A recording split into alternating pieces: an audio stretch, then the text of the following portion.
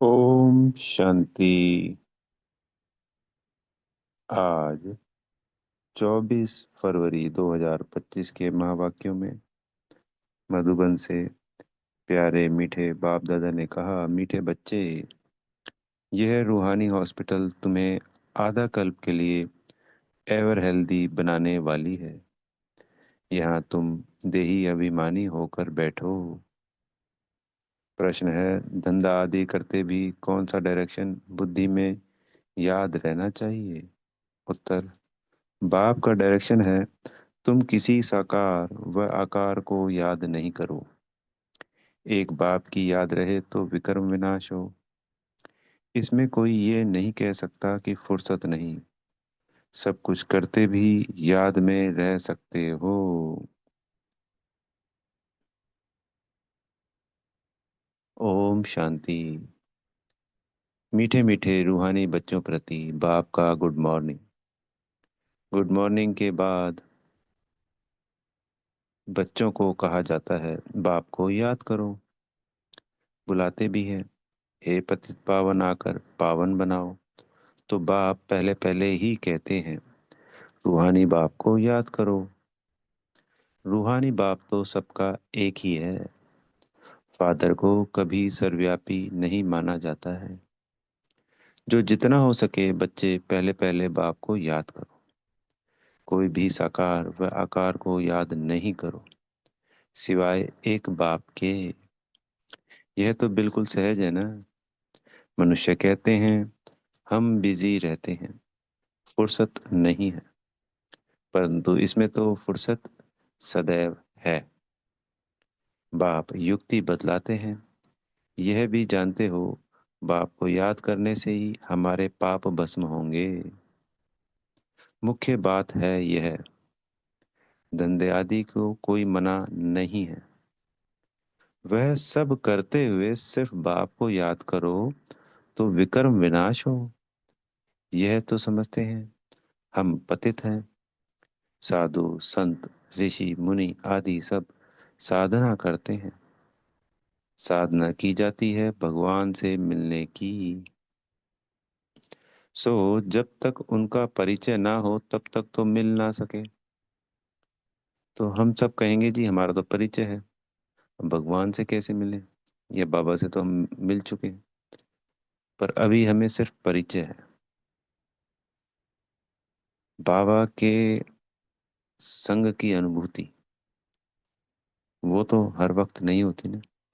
आज हम जैसे साकार में किसी के साथ रहते हैं तो हम उसकी अनुभूति तो कर रहे हैं ना, उससे बातें तो कर रहे हैं ना। ठीक है, बाबा दिखाई नहीं देगा, और दिखाई दे गया तब भी वो तो कुछ क्षणों के लिए होंगे। पर हमें इस सहज राजयोग के द्वारा, ज्ञान योग धारणा सेवा के द्वारा अपने आप को जब हम संपूर्ण पावन बना लेंगे तो बाबा की अनुभूति हर वक्त होगी, जैसे कोई हर वक्त साथ होता है साकार में। ऐसे अब बाबा का परिचय मिल गया, अब बाबा की श्रीमत का पालन हो रहा है। पर वो जो सर्व प्राप्तियां हैं, जिस अतीन्द्रिय सुख की बात की गई है, और अतीन्द्रिय सुख की बात के अलावा उनकी हर क्षण हर वक्त अनुभूति, तो उसके लिए भी तो अवस्था बनानी ना। तो ये यात्रा है। हमें अब रास्ता पता चल गया है, हमें मंजिल पता चल गई है। पहले भटक रहे थे, ना रास्ता पता था ना मंजिल पता थी, ना भगवान का पता, ना किस रास्ते पे चल के वो मिलेंगे। तो अभी हमें ये दो चीजें पता चल गई हैं। अब इस रास्ते पर चलते हुए भगवान जहाँ मान लीजिए सामने विराजमान है वहां पर तक हमें पहुंचना है। ये यात्रा है पुरुषोत्तम संगम युग की। इसके लिए हमें जो एक रास्ता है उस पे ज्ञान योग धारणा सेवा के द्वारा चलना है। ये एक गाड़ी है, इसके चार पहिए हैं।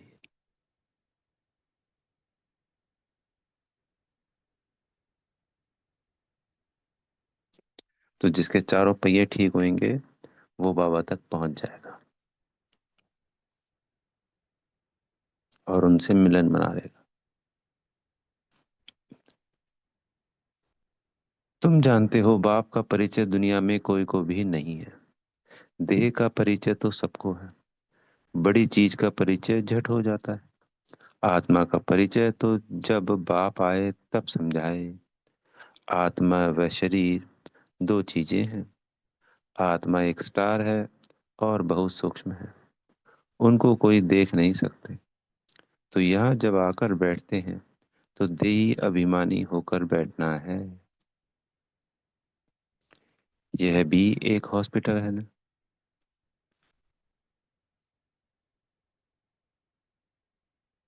आधा कल्प के लिए एवर हेल्दी होने की, ये जो हॉस्पिटल है इसमें हम आधा कल्प के लिए एवर हेल्दी हो जाते हैं। आत्मा तो है अविनाशी, कभी विनाश नहीं होती। आत्मा का ही सारा पाठ है। आत्मा कहती है मैं कभी विनाश को नहीं पाती हूँ। इतनी सब आत्माएं अविनाशी है, शरीर है विनाशी। अब तुम्हारी बुद्धि में यह बैठा हुआ है कि हम आत्मा अविनाशी हैं। हम 84 जन्म लेते हैं, यह ड्रामा है। इसमें धर्म स्थापक कौन कौन कब आते हैं, कितने जन्म लेते होंगे, यह तो जानते हो। 84 जन्म जो गाए जाते हैं जरूर किस एक धर्म के होंगे। सभी के तो हो ना सके। सब धर्म इकट्ठे तो आते नहीं। हम दूसरों का हिसाब क्यों बैठ निकालें। जानते हैं फलाने फलाने समय पर धर्म स्थापन करने आए हैं, उसकी फिर वृद्धि होती है। सब सतो प्रधान से तमो प्रधान तो होने ही है। दुनिया जब तमो प्रधान होती है तब फिर बाप आकर सतो प्रधान सतयुग बनाते हैं।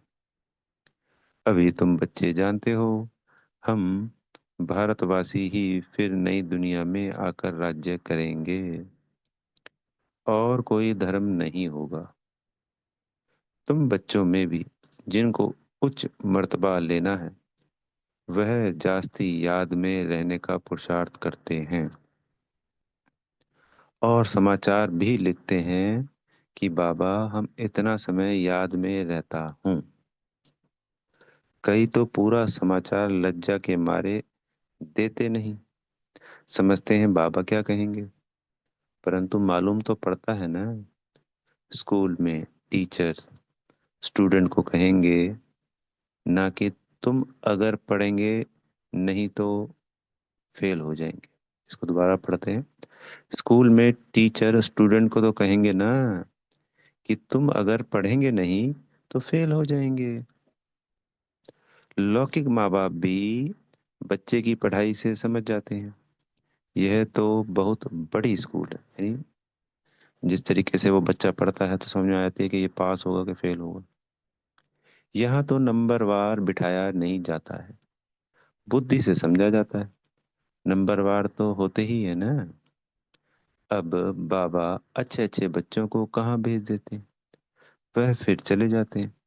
तो दूसरा लिखते हैं हमको महारथी चाहिए। तो जरूर समझते हैं वह हमसे होशियार नामी गिरामी है। नंबरवार तो होते हैं ना। प्रदर्शनी में भी अनेक प्रकार के आते हैं, तो गाइड्स भी खड़े रहने चाहिए जांच करने के लिए। रिसीव करने वाले तो जानते हैं यह किस प्रकार का आदमी है। यानी प्रदर्शनी में जो सामने वाला आदमी आता है तो उनको रिसीव करने के लिए, या ये कार्यक्रम जो जिसमें प्रदर्शनी में जो समझा रहे होते हैं, तो सबकी देख रेख करने के लिए गाइड अलग हो गया और समझाने वाले महारथी अलग हो गए। यह किस प्रकार का आदमी है, तो उनको फिर इशारा करना चाहिए कि इनको तुम समझाओ। यानी जो महारथी हैं वो समझाएंगे। तुम भी समझ सकते हो, first grade, second grade, third grade सब है। यहाँ तो सबकी सर्विस करनी ही है। कोई बड़ा आदमी है तो जरूर बड़े आदमी की खातिरी तो सब करते ही हैं। यह कायदा है। बाप अथवा टीचर बच्चों की क्लास में महिमा करते हैं, यह भी सबसे बड़ी खातिरी है। नाम निकालने वाले बच्चे की महिमा अथवा खातिरी की जाती है। यह फलाना धनवान है, रिलीजियस माइंडेड है, यह भी खातिरी है ना। अब तुम यह जानते हो ऊंचते ऊंच भगवान है, कहते भी हैं बरोबर ऊंचते ऊंच है। परंतु फिर बोलो, उनकी बायोग्राफी बताओ, तो कहेंगे सर्वव्यापी है। बस एकदम नीचे कर देते हैं। अब तुम समझा सकते हो, सबसे ऊंच से ऊंच है भगवान। वह है मूल वतनवासी। सूक्ष्म वतन में है देवताएं, और यहाँ रहते हैं मनुष्य। तो ऊंच से ऊंच भगवान वह निराकार ठहरा। अभी तुम जानते हो, हम जो हीरे मिसल थे, सो फिर कौड़ी मिसल बन पड़े। फिर भगवान को अपने से भी जास्ती नीचे ले गए, पहचानते ही नहीं। तुम भारतवासियों को ही पहचान मिलती है, फिर पहचान कम हो जाती है। अभी तुम बाप की पहचान सबको देते जाते हो। ढेरों को बाप की पहचान मिलेगी। तुम्हारा मुख्य चित्र है ही यह त्रिमूर्ति, गोला, झाड़। इतमें इनमें कितनी रोशनी है। यह तो कोई भी कहेंगे यह लक्ष्मी नारायण सत्युग के मालिक थे। अच्छा, सत्युग के आगे क्या था, यह भी अभी तुम जानते हो। अभी है कलयुग का अंत, और है भी प्रजा का प्रजा पर राज्य। अभी राजाई तो है नहीं। कितना फर्क है। सत्युग के आदि में राजाएं थे, और अभी कलयुग में भी राजाएं हैं। बल वह कोई पावन नहीं है, परंतु कोई पैसा देकर भी टाइटल ले लेते हैं। महाराजा तो कोई है नहीं, तो अनेक राजाओं के ऊपर एक राजा होता है, उसको महाराजा कहते हैं। टाइटल खरीद लेते हैं, जैसे पटियाला का महाराजा, जोधपुर बीकानेर का महाराजा। नाम तो लेते हैं ना। यह नाम अविनाशी चला आता है। यानी सतयुग में भी महाराजा था शब्द, त्रेता में भी था, द्वापर में भी था, और कलयुग में भी था। पहले पवित्र महाराजाएं थे, अब हैं अपवित्र महाराजाएं।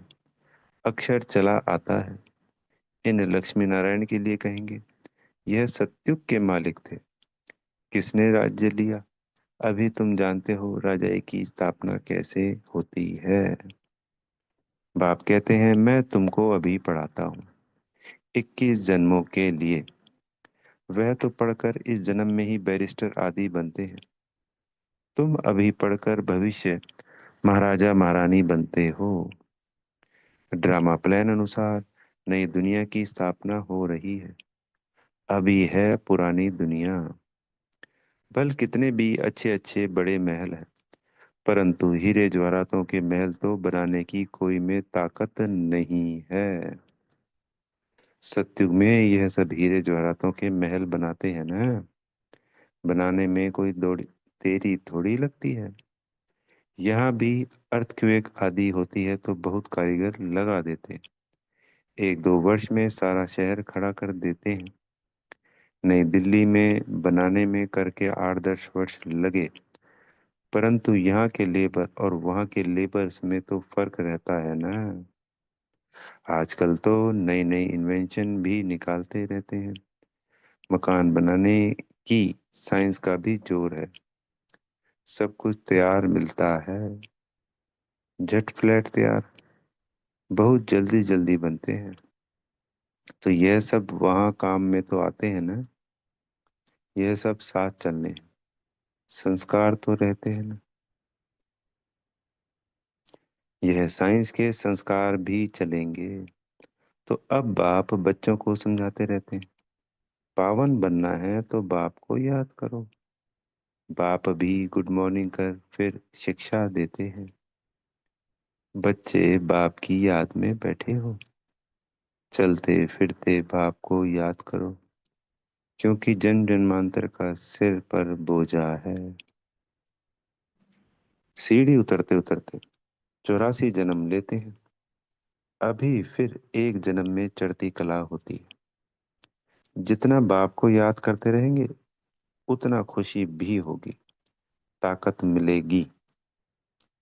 तुम बच्चे हैं, बहुत बच्चे हैं, जिनको आ गए नंबर में रखा जाता है, परंतु याद में बिल्कुल रहते नहीं। तो जो मान लीजिए महारथी हैं, सेवा अच्छी करते हैं, ज्ञान भी अच्छा सुनाते हैं, धारणाएं भी अच्छी, पर फिर भी पापा कहते हैं कि वो याद में नहीं रहते हैं बिल्कुल।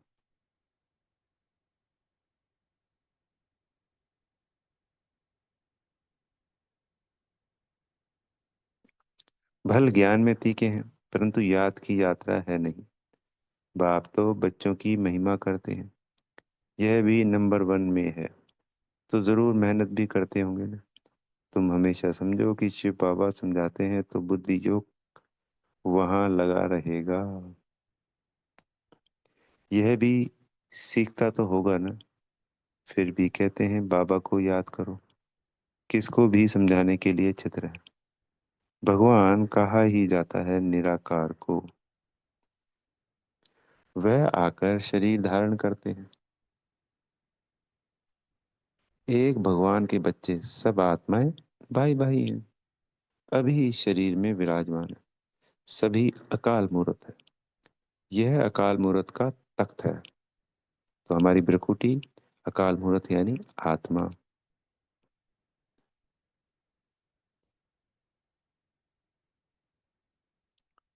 अकाल तख्त और कोई खास चीज नहीं है, यह तख्त है अकाल मूर्त का। प्रकृति के बीच में आत्मा विराजमान होती है, इसको कहा जाता है अकाल तख्त। अकाल तख्त अकाल मूर्त का। आत्माएं सब अकाल है, कितनी अति सूक्ष्म है। बाप तो है निराकार, वह अपना तख्त कहाँ से लाए। बाप कहते हैं मेरा भी यह तख्त है, मैं आकर इस तख्त का लोन लेता हूँ। ब्रह्मा के साधारण बूढ़े तन में आकर मैं अकाल तख्त पर आकर बैठता हूँ। अभी तुम जान गए हो, सब आत्माओं का यह तख्त है। मनुष्यों की ही बात की जाती है, जानवरों की तो बात नहीं। पहले जो मनुष्य जानवर से भी बदतर हो गए हैं, वह तो सुधरे। कोई जानवर की बात पूछे, बोलो पहले अपना तो सुधार करो।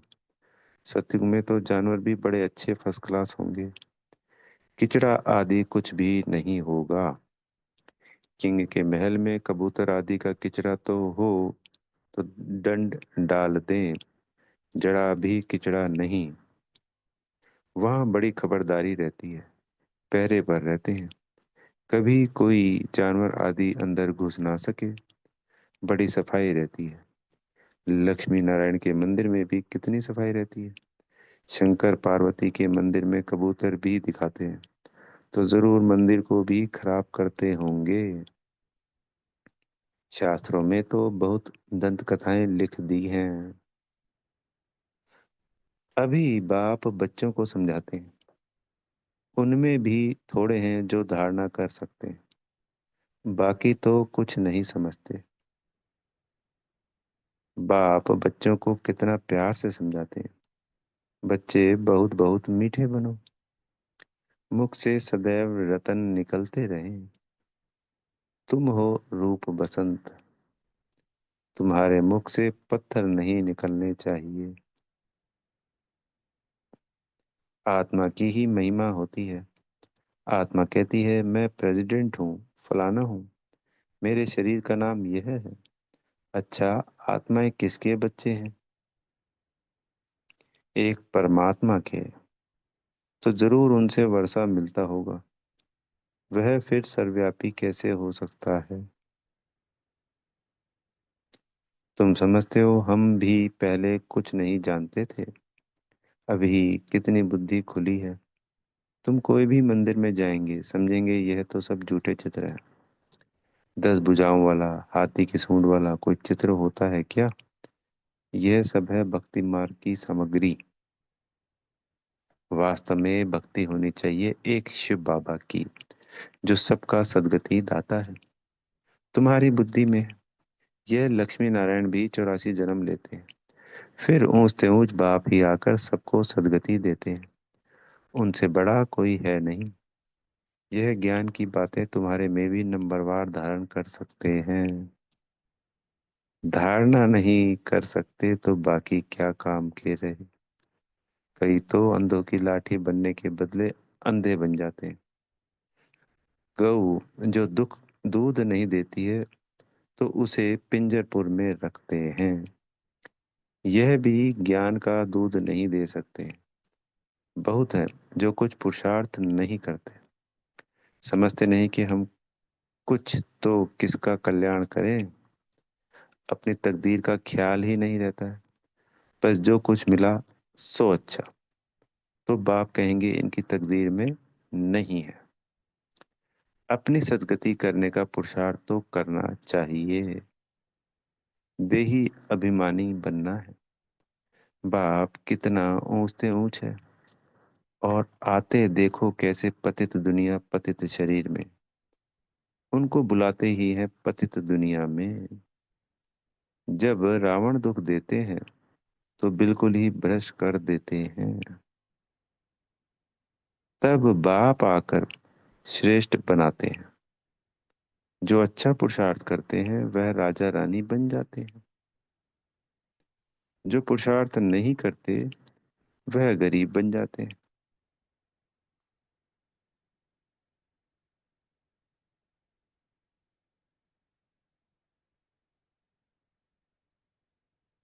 तकदीर में नहीं है तो तदबीर नहीं कर सकते। कोई तो बहुत अच्छी तकदीर बना लेते हैं।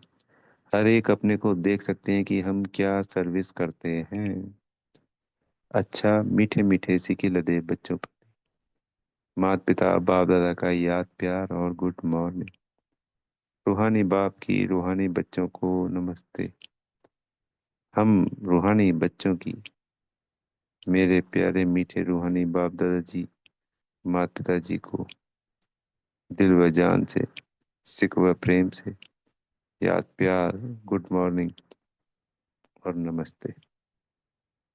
धारणा के लिए मुख्य सार में पहला पॉइंट, रूप बसंत बन, मुख से सदैव रतन निकालने हैं।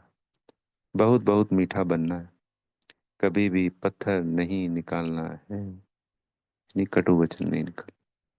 आज का दूसरा पॉइंट है, ज्ञान और योग में तीखा बन, अपना और दूसरों का कल्याण करना है। अपनी ऊंच तकदीर बनाने का पुरुषार्थ करना है। अंधों की लाठी बनना है। अंधे अर्थात हो गए जो ज्ञान में नहीं चल रहे हैं। लाठी अर्थात उनको ये रास्ता बताने वाला, लाठी रास्ता बताती है ना अंधे को, तो हमें उनका रास्ता बताने वाली लाठी बनना है। सदगुरु जी से वरदान मिल रहा है, संतुष्टा द्वारा सर्व से प्रशंसा प्राप्त करने वाले सदा प्रसन्नचित भव। संतुष्टता की निशानी प्रत्यक्ष रूप में प्रसन्नता दिखाई देगी। और जो सदा संतुष्ट व प्रसन्न रहते हैं उनकी हर एक प्रशंसा अवश्य करते हैं। तो प्रशंसा प्रसन्नता से ही प्राप्त कर सकते हैं। इसलिए सदा संतुष्ट और प्रसन्न रहने का विशेष वरदान स्वयं भी लो और औरों को भी दो। क्योंकि इस यज्ञ की अंतिम आहुति सर्व ब्राह्मणों की सदा प्रसन्नता है। जब सभी सदा प्रसन्न रहेंगे तब प्रत्यक्षता का आवाज गूंजेगा, अर्थात विजय का झंडा लहराएगा।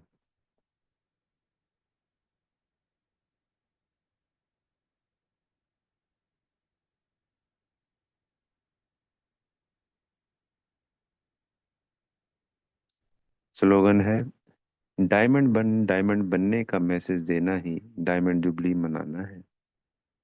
आज के अव्यक्त इशारे में एकांत प्रिय बनो, एकता और एकाग्रता को अपनाओ। एकांत वासी बनना अर्थात चारों ओर के वाइब्रेशन से परे चले जाना।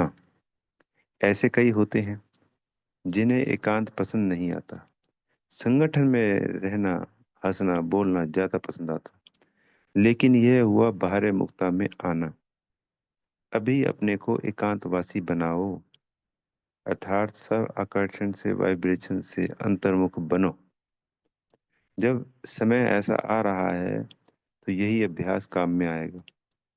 अगर बाहर की आकर्षण के वशीभूत होने का अभ्यास होगा तो समय पर धोखा दे देगा। अच्छा, ओम शांति। बेहद का धन्यवाद मेरे माता पिता बाप दादा जी का, आप सभी आत्मा भाइयों का, और दिल से बेहद की शुभकामनाएं शुभ भावनाएं सभी को। ओम शांति।